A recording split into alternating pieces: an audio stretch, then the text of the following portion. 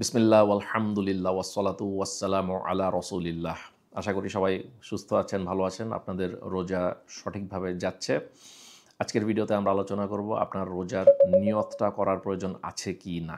এই ভিডিওর জন্য আলোচনার বিষয়টা নেওয়া হয়েছে ডক্টর শেখ সলিহ আল ফাউজানের বই আল মুলাক্কাসুল ফিকহিয়া, অর্থাৎ সামারি অফ ইসলামিক জুরিসপ্রুডেন্স, এই বইটা থেকে।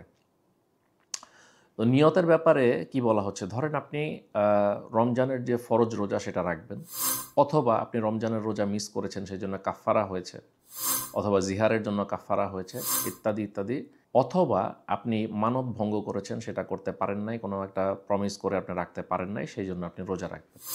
তো এই রোজাগুলো রাখার জন্য নিয়তের বিষয়টা কি? রাসূল সাল্লাল্লাহু আলাইহি ওয়াসাল্লাম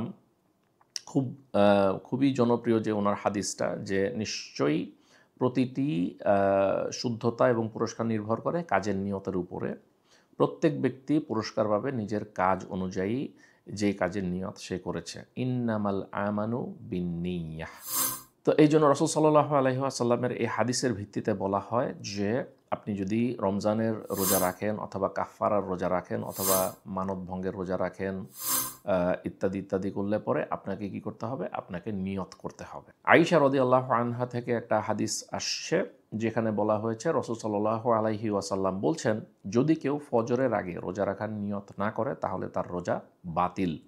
তো এখান থেকেও আমরা বুঝতে পারছি যে আপনাকে আসলে আগের রাতে নিয়ত করে ফেলতে হবে যে আমি আগামীকালকে রোজা রাখবো। এখন কেউ যদি দিনের বেলায়, বিশেষ করে এই ম্যান্ডেটরি রোজা যেগুলো, দিনের বেলায় যদি কেউ উঠে, তারপরে ওনার মনে হলো যে আজকে আমি খাওয়া দাওয়া করব না এবং আমি আজকের দিনটা রোজা রাখবো, তাহলে কি হবে? ওনার কিন্তু এই রোজাটা গ্রহণযোগ্য হবে না, এই রোজাটা ওনার জন্য হবে না। তাহলে ফরজ রোজা দিনের বেলা আপনি নিয়ত করবেন, সেটা হবে না, আপনাকে আগের রাতে নিয়ত করে ফেলতে হবে। এখন নিয়তের বিষয়টা হলো, আপনাকে কি কোনো বিশেষ দোয়া পড়ে নিয়ত করতে হবে? যেমন আমরা একটা দোয়া, বাংলাদেশের যত পাবলিকেশন থাকে রোজার সময় আপনি ক্যালেন্ডারের মধ্যে পাবেন, নাওয়াইতু আন আসুম্মা গদাম মিন শাহরি রমাদান ফি রমাদান আল মুবারকে, এরকম একটা দোয়া আছে। তো এই দোয়াটা কি পড়তে হবে? না, এই দোয়াটা পড়তে হবে না। নিয়ত হচ্ছে আপনার মনের মধ্যে, আপনাকে এই নিয়তটা করে ফেলতে হবে। ধরেন আপনি এই জিনিসটা জানতেন না, তাহলে আপনার আগের নিয়ত করা ছাড়া যে রোজাগুলা, সেগুলা কি হবে? ইনশাআল্লাহ আশা করা যায় আপনার সেই রোজাগুলা সবগুলাই কবুল হবে। তবে এটা জানার পর থেকে আপনাকে কিন্তু নিয়তগুলা সঠিকভাবে আপনার হার্টে করতে হবে। এখন কথা হলো, যেটা নফল রোজা, অর্থাৎ যেটা আপনার উপরে বাধ্যতামূলক না, সেটার জন্য আপনি কি একই সিস্টেম হতে হবে? আপনার নিয়ত করতে হবে? এই প্রশ্নটা আমারও আসছিল, কারণ রাসূল সাল্লাল্লাহু আলাইহি ওয়াসাল্লামের আরেকটা হাদিস আছে।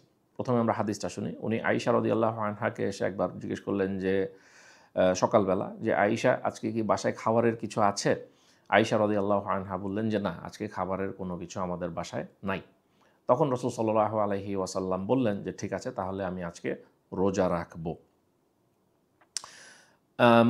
তাহলে এখান থেকে আমরা কি শিখতে পারছি, কি জানতে পারছি? যে আসলে কিন্তু আপনি চাইলে দিনের বেলায় নিয়ত করেও রোজা রাখতে পারেন। তবে এই ফ্যাসিলিটিটা শুধুমাত্র নফল রোজার মধ্যে দেয়া হয়েছে।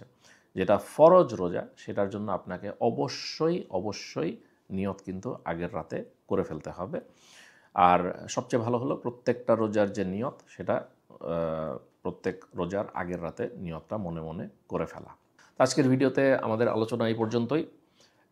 এই ভিডিওর মাধ্যমে রোজার যে এই নিয়মাবলীগুলা, সেই নিয়মাবলীগুলো আমরা আলোচনা মোটামুটি করে ফেললাম। ইনশাআল্লাহ পরবর্তী ভিডিওতে আপনাদের সাথে আবার দেখা হবে, যেখানে আমরা যাকাত নিয়ে আলোচনা শুরু করব। ভালো থাকবেন, সুস্থ থাকবেন। আসসালামু আলাইকুম ওয়া রাহমাতুল্লাহি ওয়া বারাকাতুহু।